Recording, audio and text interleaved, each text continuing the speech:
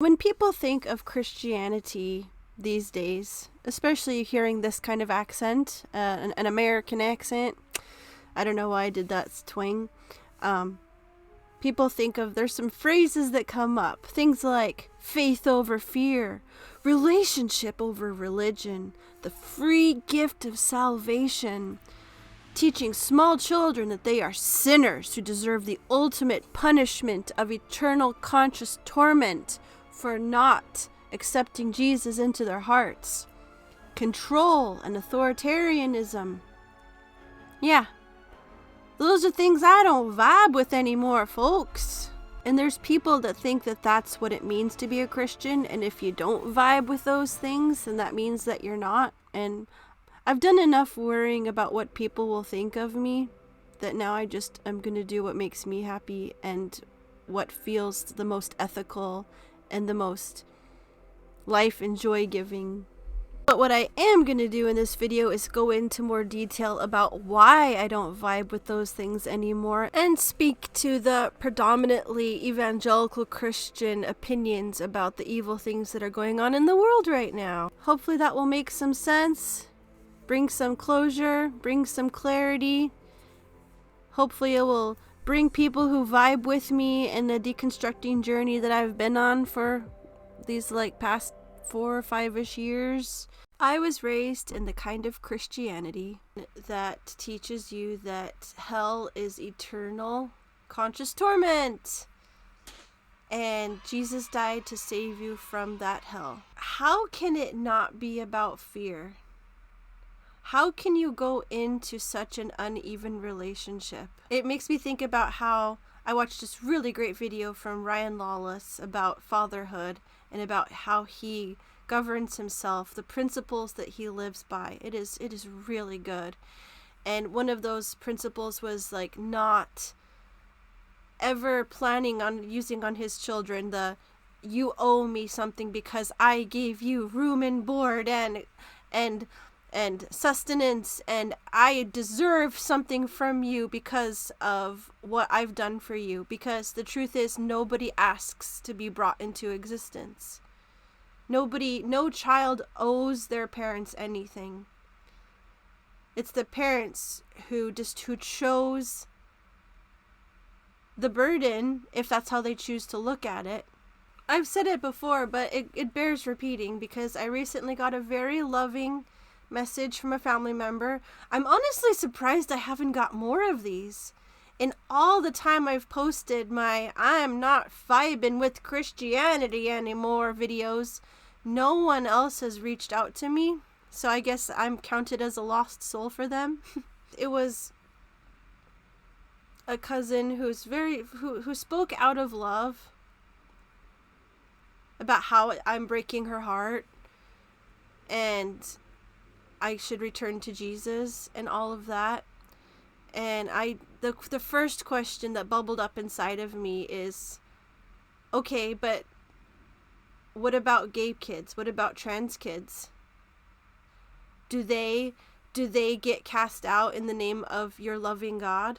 Are you judging them to hell? Because I would rather be counted among those that are in your mind going to hell than go to a heaven with people who would disown their own children. Are you a Christian nationalist? Are you America über alles? Are you saying that ICE is doing completely wonderful things and they're only targeting illegals? Because no, that's not what's happening. They're terrorizing everyone, targeting minorities, targeting LGBTQ people. They're the Gestapo, the new Gestapo. It's like what Gandhi had said, something like, oh, I'll Google it right now. I like your Jesus, it's your Christians I don't like, or something. Gandhi quote about Christians. I like your Christ. I do not like your Christians. Your Christians are so unlike your Christ. I know that there are Christians out there that don't believe in hell. One of them sent me a book about that.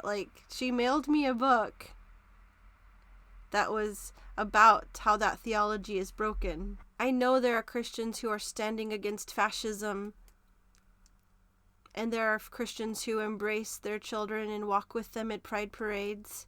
One of the things that was said in this message is, I've seen most of your videos on YouTube, etc., and honey, you can't judge all Christians by the ones who mislead you or hurt you.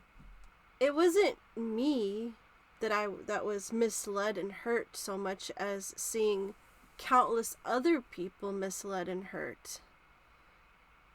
Seeing my brother get treated so terribly for being trans and nothing else. I waited so long for God to show up and say that he wasn't like that he wasn't a part of that, to wake people up to treat how they were treating others, and I've only seen it get worse. I feel so much more peaceful, so much more aligned. I'm doing so much better without any guilt or fear or shame. I think with Jesus, it's more important to do what he said than to worship at his feet.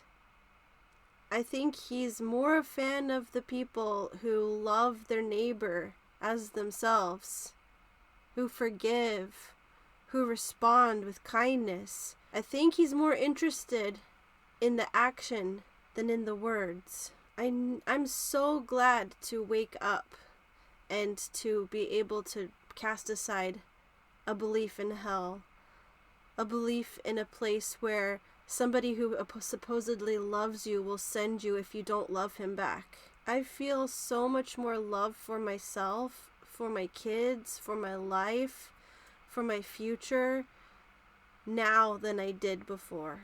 I still don't have any desire to pick up a Bible or pray or any of those things because it's still too triggering to think about, and I don't need it.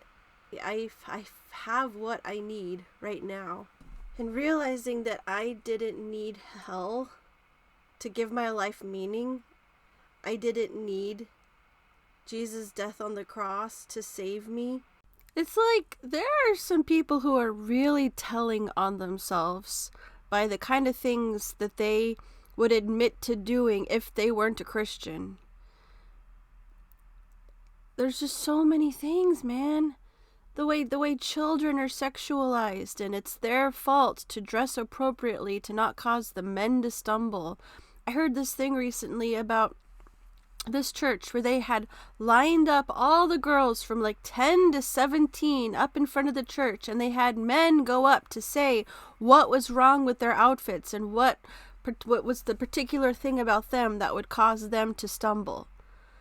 And the parents went along with that. The whole church went along with that was an okay thing to do. And assigning this meaning to Jesus' death, which was, I think, basically the equivalent of George Floyd having his neck stepped on. The woman that was shot in the face in her car. George Floyd was black. Renee Good was gay. A symbol of everything that the people in control hated. Jesus was saying, stop doing these things. Stop. When he flipped those tables, he was saying, stop making this about money. That he was protesting, and they hated it.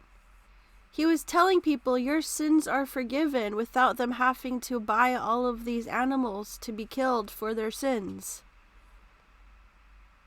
It was a booming business, and he was disrupting it. It's a very fascinating history, a rabbit hole to go down. I tell you what. How Jesus didn't want to be worshipped. He didn't want to be king.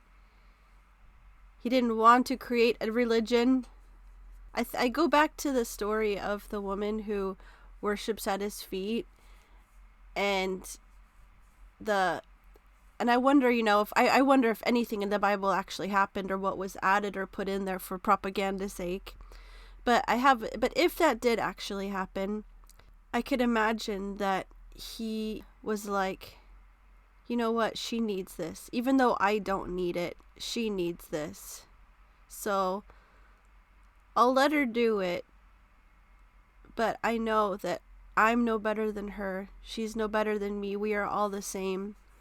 So, the other day, one of my kids made a bad decision, and it would have been so easy to just fly off the handle yelling, you know? And when God is sad at you or mad or ashamed or whatever at you, and when that's in the arsenal of parental tricks, I can imagine how much damage that does. What my kid needed was love and no judgment and no demands for apology.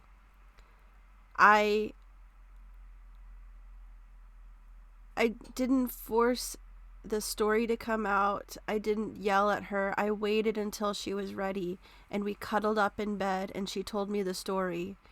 And it was a lot more complex than it would have looked from the outside, and she did regret what she did. She didn't need any shame piled onto her, and none of us do. None of us are made better by having apologies demanded, by having our actions scrutinized through this lens of this cosmic reckoning for every little thing that you do. There are trauma responses when we're not at our best, when we're not feeling our best. There's being too hot, too cold, hungry, tired. There's so many reasons why we can make decisions that don't seem the best after the fact. Not everything has to be so much of a big deal. And she didn't need to have anybody telling her how disappointed they were.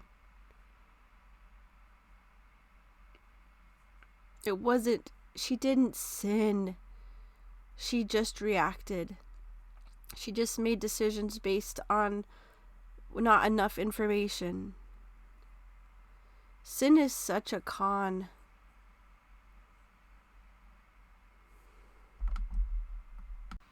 Yeah, my anger isn't directed to how I was wronged, but how the people who were the loudest about calling themselves Christians were the ones who were abusers. How so much of Christianity that I've seen is just forgive.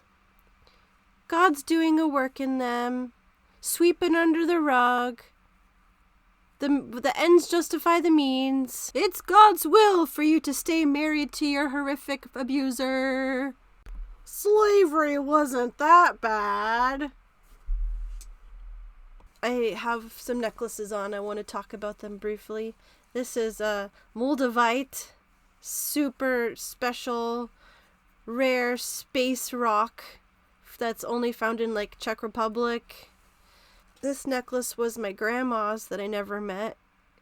I was thinking about her, and I wrote this. There's a darkness in the family that's a poison in the hearts. A taking and a needing, a grooming and subtracting, unhealed, unspoken, mouth broken, smile masked and sickness follows, karma growls, a child's trust, a child's love, a child's pain isn't spoken of. The sickness spreads through the cracks, the skeletons clatter behind the floorboards. They weren't given a voice with muscle and skin, but the words will be heard, the truth will be faced. There's nowhere else to go but out and in, excavating, liberating, serenading relief. The masks will be too cracked to pretend. Family that abuses and excuses won't be comfortable in their end. They'll be haunted with their own whispers, choking on their tears, processing what it felt like to receive all that they gave. Their hell will be locked from the inside. All hells are locked from the inside. Now, this is artistic language. I don't believe in an eternal hell, but I sure as hell believe in a hell that we create. I think people in Minnesota right now, recorded the 14th of January 2026, are in a hell right now. Especially people with dark skin. Especially people with children that are afraid for their lives, afraid for their children's lives. That's a hell. And it's not a forever one. Am I breaking people's hearts right now? Maybe. Maybe some people watching this, their identity is too closely tied to believing that Jesus' death had to be about saving people from their sins. That eternal conscious torment is real. That it is a sin to be gay or trans or anything else in the LGBTQIA+ 2. I don't remember where the 2 goes, but 2 spirit is another valid identity that is not accepted within the narrow parameters of patriarchy. And yeah, I think a God worth worshiping isn't a God who's going to damn people for not loving him. I think there's a lot of reasons that people could have their hearts completely broken against God from abuse that they have endured. And how could a loving God hold that against them? I mean, there's just so many reasons, logical reasons to doubt the black and whiteness of evangelicalism. And I just hope that anybody who feels trapped will be able to get freedom. Anybody who feels like they can't accept their LGBTQ family or friends can open up their hearts to accept. Anyone who feels a fear of hell will be able to feel that belief disintegrate into the nothingness that it deserves to be. Yeah, no more fear, no more judgment, no more lies, no more stuckness. Let's just be good people because it's what's in our heart, not out of any fear. Let's just make the world a better place because we always have the choice to choose what is the good and right and moral and loving and just thing to do. Love you! Hugs! Hugs!